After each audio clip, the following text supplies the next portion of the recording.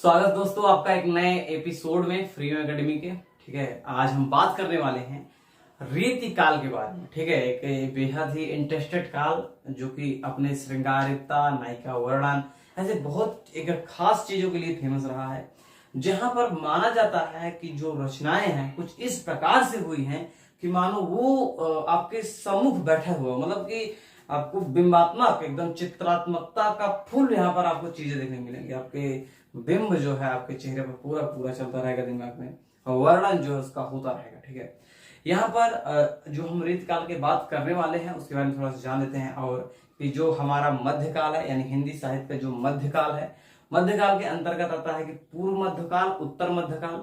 पूर्व मध्यकाल भक्ति काल को कहते हैं। ठीक है, उसके बाद जो हमारा उत्तर मध्यकाल है यानी कि रीतकाल, तो रीतकाल को उत्तर मध्यकाल भी नाम दिया जाता है।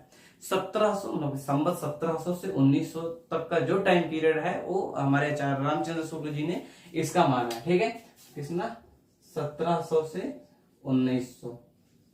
ठीक है, इसमें से 57 साल अगर 57 साल अगर हम घटा देंगे तो हमें यहाँ पर सन देखने को मिल जाता है। ठीक है, तो रीतकाल के बारे में थोड़ा सा और मोटा मोटा जानते हैं कि रीतकाल को हम जो मुख्य रूप से है, मुख्य धारा है, उन्हें हम 3 भागों में डिवाइड करते हैं। एक हो जाता है रीत काल में रीतबद्ध शाखा, एक रीत सिद्ध, और एक होता है रीत मुक्त। फिर एक और माना जाता है जो वर्तमान में जो खोजी चलो उसमें रीत इतर का नाम दिया जाता है। थोड़ा और समझते हैं। जो रीतबद्ध है यानी कि जो रीतबद्ध है, रीतबद्ध मतलब ये होता है कि जो उस समय की रीतकालीन चीजें हैं और रीतकाल में होने वाली जो प्रवृत्तियां हैं मुख्य रूप से उसमें बंधी हुई चीजें, बंधी बनाई चीजें, वो रीतबद्ध के अंदर आ जाती हैं। एक होता है रीत सिद्ध, जिसमें पूर्णतया रीत सिद्ध यहाँ पर चरम अवस्था में पहुंचा है। ठीक है, एक होता है रीत मुक्त। देखो ध्यान दीजिएगा, एक शब्द है जो कंटिन्यू अपने आप को दोहरा रहा है। ठीक है, वो है रीति शब्द। ठीक है, वो क्या है? रीति। और उसके बाद क्या है? ये है मुक्त। देखिए, जो भी चीजें बद्ध है, सिद्ध है, वो मुक्त है, वो क्या है? ये रीत के बारे में कहा जा रहा है। तो पहले हमें जानना ये चाहिए कि रीत दरअसल है क्या। देखो, रीत करने का जो मोटा मोटा सा मतलब है वो ये माना जाता है कि अनुसरण करने की जो प्रवृत्ति होती है आपकी, वो रीत कहलाती है। ठीक है, कई ऐसे आचार्य हैं जो कि संस्कृत में रीत के बारे में बढ़िया बातें की है, वो आपको पुस्तकों में अच्छे से मिलेगी देखने को। ठीक है, तो रीत का मतलब ये होता है कि अच्छी तरीके से दोहराया कैसे जा रहा है, उस चीजों को आप अपने में ग्रहण कैसे कर रहे हैं। ठीक है, रीत का जो कालक्रम है, जो टाइम पीरियड है, इसमें हम पाते हैं जो संस्कृत के बहुत अच्छे अच्छे बुक यानी पुस्तकें लिखी गई थी, उनमें जो चीजें बताई गई हैं, एक अच्छे ग्रंथ जो लिखे गए हैं उनमें जो अच्छी चीजें हैं, उन्हीं को कहीं ना कहीं ये इनडायरेक्टली रूप से ग्रहण कर रहे हैं सभी लोग। ठीक है, तो इसमें क्या होता है, जो रीतबद्ध होते हैं, रीतबद्ध, फिर रीत सिद्ध, उसमें चरम अवस्था पहुंचती है, फिर होता है रीत मुक्त अवस्था आती है। रीत मुक्त में ये होता है कि जो रीत है उस रीत से बिल्कुल ये मुक्त हो चुके हैं। ठीक है, आपके कोई रीत का वो नहीं दिखाई देता, वो मुक्त है। एक होता है रीत इतर, यानी कि आप हम क्या है कि जो रीत शब्द है उससे मतलब ही मार रही है। रीत इतर मतलब हम रीत काल से बिल्कुल हट के दूसरी। ध्यान दीजिएगा, कभी कभी आता है क्वेश्चन क्या, जो रीत मुक्त है और रीत इतर है, इनमें दोनों में डिफरेंसेस बताइए क्या होता है, यानी दोनों में अंतर क्या है। भाई अगर मुक्त है तो इतर है, नहीं, ऐसा कुछ अंतर होता है। देखो, जब हम रीत मुक्त होते हैं तो दरअसल हम रीत से ही मुक्त होते हैं, बल्कि रीत की जो खास प्रवृत्तियां हैं उनको हम अवश्य अपने अंदर ग्रहण किए रहते हैं। समझ रहे हो? जैसे रीत काल जो है हमारा, रीत काल 2 शब्द है, एक रीत है, एक उसका काल है। ठीक है, तो जो रीत टाइम है तो रीत से ही मात्र मुक्त हो रहे हैं, जबकि उस टाइम की जो अदर चीजें हैं कुछ जैसे नायिका वर्णन है, ठीक है, प्रेम वर्णन है, मानसलता है, इन चीजों से हम मुक्त नहीं हो पाते हैं। ठीक है, तो हम मुक्त कहां पर होते हैं? वो रीत इतर में है। भैया अब तुम रीत अपना इधर जा रहे हो, कोई मतलब से नहीं है, चलो हम अपना इधर जाते हैं, तो ये रीत इतर हो गया है। रीत इतर में आता क्या है, जो आपका नीति के दोहे दिखाई पड़ते हैं, थोड़ा भक्ति की भावना दिखाई पड़ती है। ठीक है, इस प्रकार से कुछ कुछ चीजें हैं जो कि नीत के इतर काव्य में दिखाई पड़ेंगी। रीतबद्ध में दरअसल मिलता क्या है आपको कि जो हमारे ऋषि मुनि हैं, जो लक्षण ग्रंथ बताए हैं, जिनमें हम हर एक चीजों के बारे में बात की है। ठीक है, तो एक चीज मोटा मोटा जान लीजिए कि इसमें जितने भी लोग हैं कहीं ना कहीं, या कुछ कुछ को छोड़कर काट को जो कि बाद में को मिलेंगे, उनमें से सभी एक किसी न किसी राजा के यहाँ दरबारी कब हुआ करते थे। ठीक है, किसी न किसी राजा के यहाँ, तो राजा के यहाँ जो भी लोग रहेंगे आपको जानना चाहिए वो लोग क्या करेंगे, अपने मन से रचना कर ही नहीं सकते। उनका मूल उद्देश्य होगा रचना अच्छी करना जो कि राजा को पसंद आए। ठीक है, राजा को कब पसंद आएगा? जब हम राजा की बड़ाई कुछ ना कुछ करेंगे। तो इस प्रकार हम पाते हैं कि यहाँ पर राजशाही या राजा लोगों की बहुत ज्यादा आश्चर्यपूर्ण वर्णन किया गया है। ठीक है। भूषण जैसे लोगों को हम देखेंगे तो पाएंगे कि भाई क्या है, क्या बात कर रहे होंगे। साज चतुरंग सैन अंग में उमंग धारी सरजा शिवाजी जंग जीता न चलता है। भूषण भनत नाद विहद नगारन को नदी नद मद गए वरन की रलता है। एल फैल खैल फैल खलक में गैल गैल गजन की ठैल पैल सैल उसलता है। तारा सुतारा ने धूरी धारा में लगत जिम थारा पर पारा परवार यूं हलता है। अपने उनको वर्णन ऐसा कर रहे हैं कि जैसे थाली होता है थाली, उसके जब हम पारा रख देते हैं तो थोड़ी थोड़ा हिला, जैसे वो हिलता है ना।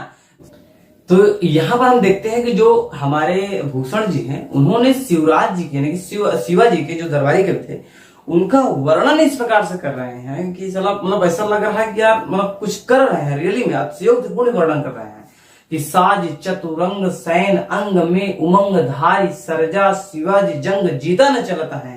ठीक है। तो बहुत ही अच्छा खासा वर्णन देखने को मिलता है कि एक और कविता है, मुझे खैर बहुत क्लियर याद नहीं है लेकिन मैं प्रयास कर रहा हूं कि इंद्र जिम्हि जम्भ पर बाढ़ा वसु अंभ पर रावण सदम्भ पर रघुकुल राज है। पौन बारी वाह पर शंभुरति नाह पर जो सहस्त्र बाहु पर राम दुज राज है। उसके बाद है क्या कि दावाद्रुम दंड पर चितमृग झुंड पर भूषण बितुंड पर जैसे मृग राज है। तेजतम अंश पर कान्ह जिम्हि कंस पर त्यो म्लेच्छ वंश पर शेर शिवराज है।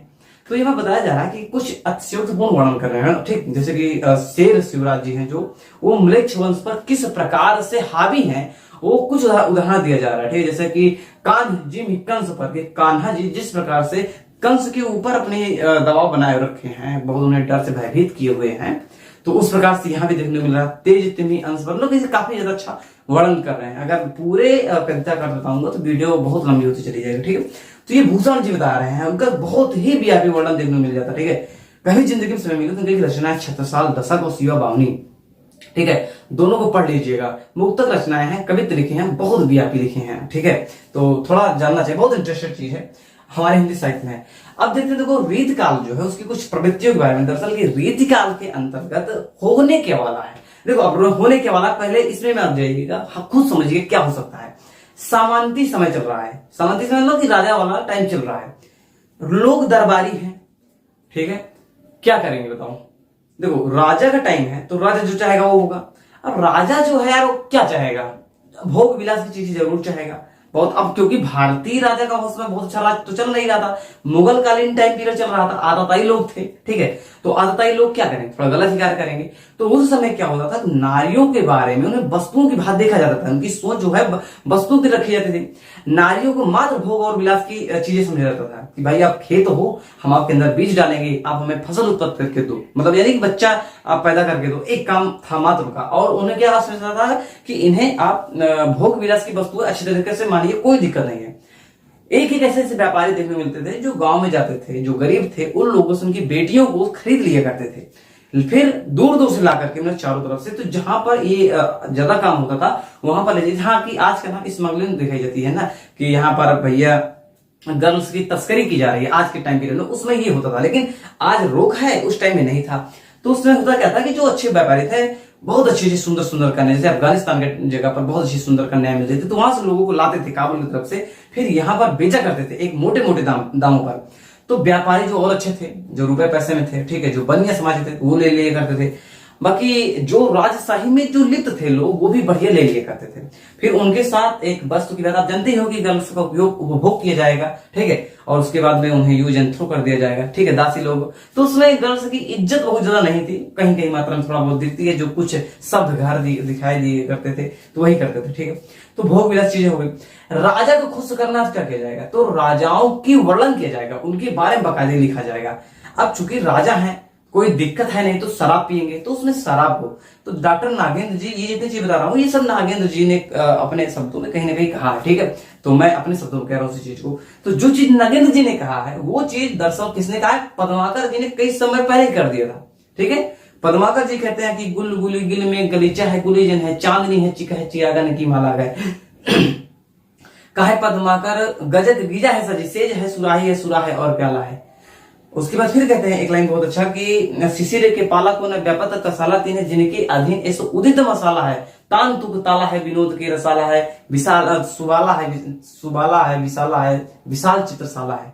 ठीक है, तो ये बहुत ही अच्छी लाइन है। इसका पूरा अर्थ अगली वीडियो में बताएंगे कहीं और, क्योंकि बहुत इसका बड़ा अर्थ है। ठीक है, गुलगुली गिल में गलीचा है, गुलीजन है, चांदनी है, चिक है, चिरागन की माला है। ठीक है, बहुत मस्त कविता है, आप पढ़िएगा इसे। ठीक है, तो इसमें बता रहे हैं कि जो टाइम पीरियड है दरअसल उस टाइम पीरियड में होता क्या था, तो वही चीज टैटन दागे ने एक्सप्लेन करके बताया, जो कि मैंने आपसे बताया।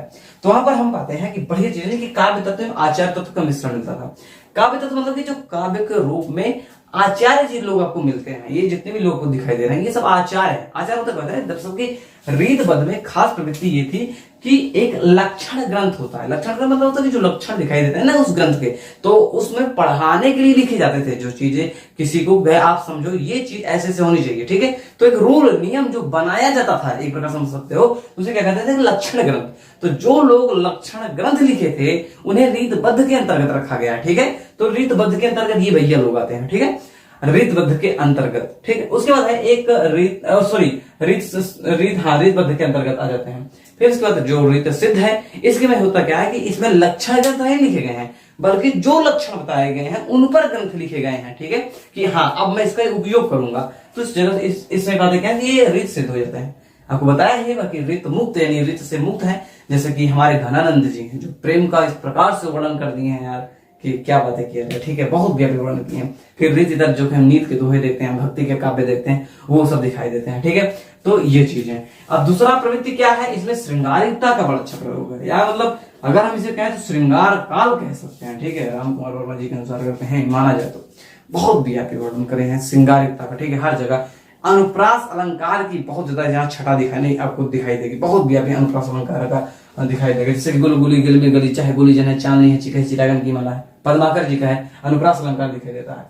अलंकारिकता बहुत ही ज्यादा अच्छे अलंकार है, पूर्ण अलंकार है, अतियुक्ति अलंकार है, कई तरह के अलंकार है। चित्रात्मकता का मतलब ये होता है कि जब वो वर्णन करते हैं तो इस प्रकार से, जैसे गोरी सोए सेज पर, सॉरी ये उनका हो गया, तो लेकिन ये है कि जब ये चित्रात्मकता का मतलब ये है कि जब ये वर्णन करते थे कई चीजों का, तो वो लगता था कि बस आंखों के सामने ही यार एक बहुत ही अच्छा टाइम काल चल रहा है, आप बस उसे देखते रहिए। ठीक है, आपके दिमाग में, जिसे हम बिंब भी कहते हैं। ठीक है, बिंब निर्माण होने लगता है, प्रकृति चित्रण भी देखने को कहते हैं, मिलता है। ठीक है, बहुत ही अच्छा प्रकृति चित्रण भी इस टाइम पीरियड में हमें देखने को मिल जाता है। ठीक है, अद्वितीय रूप से मंसलता ये है कि जो शारीरिक है ना, जो ये चमड़ी है, इस मांस है, इसका बारे में बहुत अच्छा वर्णन किया गया है।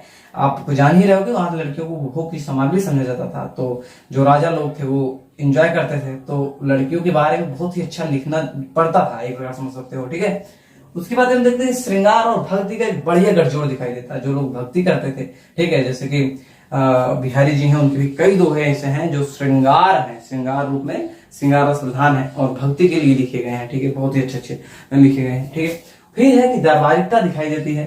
दरबारिकता आपको बताया ही, आपने नाम सुना होगा घनानंद जी का। ठीक है, घनानंद जी जिनके दरबारी कवि थे, उनके यहाँ रहते थे, बहुत ही अच्छा गीत गाते थे, कविता लिखते थे। उनकी एक प्रेयसी थी, जिसे हम कह सकते हैं प्रेयसी कहना, तो लोग कहते हैं कि मेरे अंदाज से ऐसा कुछ है नहीं, अगर होता तो जब वो दरबार से विमुख होकर जा रहे थे तो भी उनके साथ जाते, तो कुछ टाइम पीरियड के लिए समझ सकते हो दोनों एंजॉय कर रहे थे, प्रकार से मान सकते हो। तो इनकी जो प्रेयसी थी उसका नाम था सुजान। ठीक है, तो सुजान के लिए ये बहुत ज्यादा उसे प्रेम करते थे। कई रचनाएं लिखा है जिसके नाम के आगे सुजान या अंत में सुजान सागर जैसे कई से नाम लिखे हैं, तो सुजान का प्रयोग किया। दरअसल ये सुजान बाद में उस प्रेयसी के लिए नहीं लिखे हैं, जबकि वो श्री कृष्ण के नाम के लिए या श्री कृष्ण की जो प्रेमिका है राधा जी, उनके लिए कहीं कहीं पर ऐसा मिलता है। ठीक है, तो ये हुआ क्या कि कुछ दरबारी लोग कहने लगे भैया घनानंद जी बहुत व्यापी गाते हैं। ठीक है, राधे जी अगर आप एक बार सुन लीजिए दरबार में तो हो सकता है आपको बहुत से एंटरटेनमेंट मिल जाए, आप ऐसा नहीं सुनेंगे। तो राजा ने कहा भैया सुना दीजिए यार, अगर सब कह ही रहे हैं। तो घनानंद जी कहा भाई आपके कहने पर नहीं यार, नहीं, वो कुछ देर भाव खा रहे थे घनानंद जी, सुना नहीं रहे थे। तो एक बंदे ने कहा कि सर अगर सुजान कह देना तो ये पक्का सुना देंगे। अब यार ये फंस गए बेचारे, सोच नहीं रहे थे गाने, भाई टाइप रिकॉर्ड थोड़ी है यार, बटन ना वो स्टार्ट हो जाए, स्टार्ट हो गए। तो इन्होंने कहा भाई ठीक है, सुजान ने कहा कि घनानंद गा दो ना, तो घनानंद फिर और चाहिए ही क्या यार, जब प्रेमिका कह रही तो सुजान की तरफ मुंह करके, ये मतलब राजा की तरफ पीट कर ली, सुजान तरफ मुंह कर ली। फिर इतना अच्छा गाए यार, इतना अच्छा गाए कि जो पूरा का पूरा महल है केवल घनानंदमय हो गया था। ठीक है, राजा को बहुत अच्छा लगा। लेकिन एक चीज इनका जो बिहेवियर है बहुत गंदा लगा कि यार एक लड़की के लिए जो कि वहां पर वैश्या के रूप में थी, दरबारी लड़की रहते हो कि नाचते कूदने वाली, जब मन कहे जब जो भी इच्छा हो राजा की कर सकते हैं, तो उस लड़की के लिए तुम मेरे तरफ पेट कर लिए। तो उन्होंने गीत अच्छा गया था, मानते थे, इसलिए मृत्युदंड नहीं दिया, नहीं तो दूसरे राजा दे ही देते। तो इन्हें क्या किया, राज्य से निष्कासित कर दिया। जब ये जा रहे थे तो कहा चलो सुजान सुजान जानते ही हो जब दुनिया में कोई रहेंगे तो सब कौन जाने वाला है यार, अकेले आए हो अकेले जाओगे। ठीक है, तो जाना नहीं गए, तो ये बढ़िया चले गए श्री कृष्ण जी के धाम पर, और वहां पर उन्होंने अकेले रहकर बहुत ही अच्छी अच्छी रचनाएं लिखी, ये उनके बारे में मिलता है। ठीक है, तो उसके बाद है प्रशस्ति वर्णन, जो कि विभूषण के बारे में बताया है, बहुत व्यापी वर्णन किए हैं शिवराज जी का और छत्रसाल जी का। ठीक है, छत्रसाल दशक की रचना है, पढ़िएगा बहुत व्यापी। ठीक है, तो इस प्रकार से पाते हैं कि ये विशेषताएं हैं, कुछ खास प्रकार से आपको जानना जरूरी है। उसके बाद में हम देते हैं रीतबद्ध में। ठीक है, तो रीतबद्ध में क्या देखने को मिलता है, रीतबद्ध में पहले देते हैं जो केशव जी हैं, तो केशव जी आचार्य जी हैं, ये सभी लगभग आचार्य हैं। तो जो रचना बताई भी हमने बताया ना, रीत सिद्ध के अंतर्गत क्या है, लक्षण ग्रंथ लिखे जाते थे, सॉरी रीतबद्ध के अंतर्गत लक्षण ग्रंथ लिखे जाते थे, और ये सभी लोग क्या कहते थे, लक्षण ग्रंथ परंपरा में ही आते हैं। ठीक है, तो कौन कौन है, केशवदास, चिंतामणि, मदिराम भूषण, कुलपद्मी, सुखदेव, भिखारी दास, रसलेन और पद्माकर। ये लोग करते क्या है कि जैसे मैंने बताया आपको पहले ही कि ये लोग लक्षण ग्रंथ लिखते हैं और उसके बाद क्या करते हैं, किसी न किसी को शिक्षा देते हैं उसके बारे में। जैसे कि केशवदास की जो रतन बावनी है और रसिकप्रिय है, ये राजा के जो उनकी प्रेमिका है उनको शिक्षा देने के उद्देश्य से लिखी गई है। आज के समय अगर कोई कहते मेरी प्रेमिका को पढ़ा दो, कुछ समय बाद उसकी प्रेमिका ही नहीं रहेगी। ठीक है, वो किसी और की हो जाएगी, तो ये अलग बात मान लीजिए। तो केशवदास हो गए हैं, चिंतामणि हो गए हैं, मदिराम भूषण, कुलपद्मी, सुखदेव मिश्र, भिखारी दास, रसलेन, पद्माकर। इनकी कुछ रचनाएं हैं जो कि किनारे लिख दिया हूं यार, क्योंकि इनकी जितनी भी रचनाएं हैं ये सभी लोगों की एक जैसे मैच करते रहते हैं। थोड़ा तो मैं भी भूल सकता हूँ, मेरे ऊपर प्रेशर ये होता है कि यार जैसे सामान्य रूप से भूल जाए कोई बात नहीं, लेकिन ऑन कैमरा अगर भूलते हैं तो आने वाले पूरे भविष्य में अगर जब जब मेरी वीडियो देखी जाएगी तब तक मुझे क्रिटिसाइज किया जाएगा कि अभी तुझे कुछ नहीं है। तो यार थोड़ा मैनेज करिएगा। ठीक है, तो केशवदास जो है रसिक प्रिया है, कवि प्रिया है, रतन बावनी है, रामचंद्रिका है, उसके बाद है वीर सिंह देवचरित्र है, उसके बाद जहांगीर चंद्रिका है, विज्ञान गीता है, छंदमाला है और 12 मासा। ये वर्णन किसका मिलता है, ये रचना किसकी है, केशवदास की। रचनाएं कर लीजिए, बहुत इंपॉर्टेंट है और कभी कभी पूछती हैं। ठीक है, कभी पूछते हैं। ये जितने भी लेखक लोग हैं ये अपने अपने टाइम पीरियड के अनुसार क्रम से लगाए गए हैं। ठीक है, उसके बाद है चिंतामणि। चिंतामणि में आप देख लीजिएगा कप्रिया है, सॉरी चिंतामणि में आता है कविकुल कल्पतरु है एक रचना। ठीक है, एक है छंद विलास है और एक है छंद विचार, सॉरी कविकुल कल्पतरु, रस विलास और छंद विचार। ठीक है, ये 3 रचना के देखने मिलते हैं। फिर उसके बाद आते हैं मतिराम जी, बहुत इंपॉर्टेंट है ये भी। तो मतिराम जी का है रसराज, ललित लाम, अलंकार, पंचाशिका, वृत्त कौमुदी और उसके बाद है फूल मंजरी। ये कितनी रचना किसके हैं, मतिराम जी के हैं। भूषण जी जैसे बताया मैंने आपको, शिवराज भूषण है, शिवा बावनी है और छत्रसाल दशक है। ठीक है, उसके बाद आ जाते हैं हमारे कुलपति मिश्र जी, इनकी बहुत अच्छी रचना है रस रहस्य और संग्राम सार। रस रहस्य और संग्राम सार किसकी है, कुलपति मिश्र जी की है। उसके बाद आते हैं सुखदेव मिश्र, ये हैं लिखे हैं वृत्त विचार। ठीक है, क्या लिखे हैं, वृत्त विचार, रसार्णव और रस रत्नाकर। क्या क्या है, वृत्त विचार, रसार्णव और उसके बाद है रस रत्नाकर। इतनी रचनाएं हैं सुखदेव मिश्र जी की। भिखारी दास, नाम आपको भिखारी दिखाई देगा, बहुत धनी है अपने कविता क्षेत्र में। ठीक है, बहुत इंपॉर्टेंट नाम है भिखारी दास। क्या जाता है, शब्द नाम प्रकाश कोश है, छंदारणव पिंगल है, और उसके बाद है छंदारणव पिंगल, यही है एक ही रचना, छंदारणव पिंगल सब एक ही है।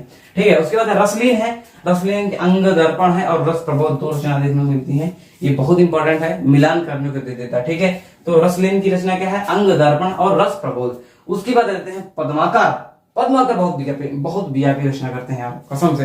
पहले मुझे बहुत अच्छा नहीं मालूम चला इनके बारे में, लेकिन पढ़ा यार तो बहुत व्यापी लिखे हैं कि मीनागढ़ बम्बई सुमंद मंद राज बंद बंदर को बंद करी बंदर बसाए हो, काहे पद्माकर कसक कश्मीर हो को पिंजर सुहेल के कलिंजर छुड़ाए हुए, बाका बदौलत अलीजा महाराज के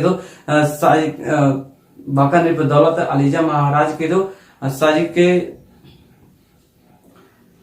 दिल्ली दहापट पढ़ना हो को झपट करी, कबहू के लत्ता कलकत्ता को छुड़ाए वो। मुझे क्लाइन बीच में ध्यान नहीं आ रहा, बहुत वीआईपी रचना करते हैं, इंटरनेट में मिलेगी। मीनागढ़ बम्बई सुमंद मंद राज बंद बंदर को बंद करी बंदर बसाएगो, पढ़िएगा, बहुत मस्त कविता इनकी एक करते मुझे लगती है। तो इनकी है क्या, हिम्मत बहादुर बिरदावली है, पद्म भरण है, जगत विनोद है, गंगा लहरी है और प्रबोध पचासा है। ठीक है, ये किसकी रचना है? अब ये पद्माकर रचना है। तो आज जो टॉपिक हुई है वो है रीत सिद्ध, रीत बद्ध के अंतर्गत आई है।